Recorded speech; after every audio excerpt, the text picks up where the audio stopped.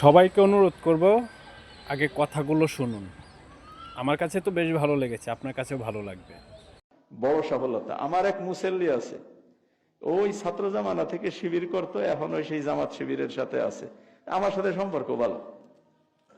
এই কালকে সকালে ফজরের নামাজ পড়ে তারপর আমি করছি যে আপনি তো এই গুড়াগুড়ি এই দল করেন আমি জানি, কিন্তু আজ পর্যন্ত আপনার দল নিয়ে আমি তেমন কোনো মন্তব্য করিনি, আপনি যা করতেছেন করতেছেন।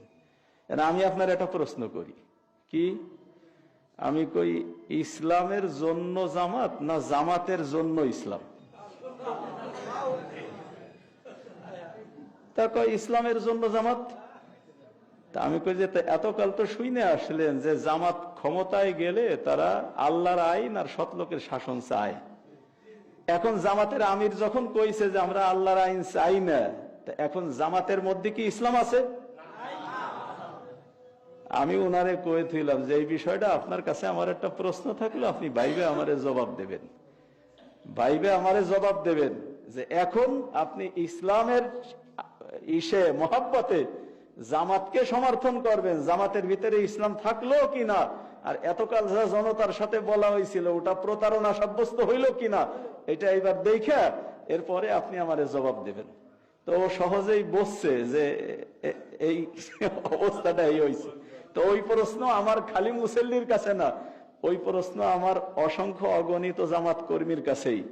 ইসলামকে ভালোবাসা যদি জামাত ইসলাম করেন, তাহলে এখন এ কথাটা পরিষ্কার করে বলেন জামাতের মধ্যে ইসলাম আছে কিনা। যদি ইসলাম থাকে তাহলে আমিরের কথার কেন প্রতিবাদ আসতেছে না যে আমরা ক্ষমতায় গেলি ইসলাম কায়েম করব না, শরিয়া আইন জারি করব না, এ কথার প্রতিবাদ কেন আসে না? তার মানে হলো আমির যা কইছে ওই কথা আপনারও কথা, আর যদি ও কথা আপনার কথা না হয় তা প্রতিবাদ আসুক জামাত ইসলামের ভিতর থেকে যে ওটা জামাত ইসলামের ম্যানিফেস্টো না, এ কথা কেন আসতেছে না? এই জন্য আমরা তাদের কাছে প্রশ্ন ছাড়ি, আমরা আমাদের জিজ্ঞাসা এটা যে কেন এ প্রশ্ন জামাতের আমিরের বিরুদ্ধে আসলো না, যে এতকাল পর্যন্ত যে গোড়া থেকে একেবারে জামাত ইসলামের প্রতিষ্ঠা থেকে বইলে আসতেছেন আল্লাহর আইন আর সৎলোকের শাসন, আল্লাহর আইন থাকলো না, এদিক মনোনয়ন দেওয়া হয়েছে এক হিন্দুরে, ইসলামী আইন বাস্তবায়ন করবে না, এটা আজকের না, বোঝা গেছে ষড়যন্ত্র আগের থেকে, যার বহিঃপ্রকাশ হয়েছে হলো পরে আসে।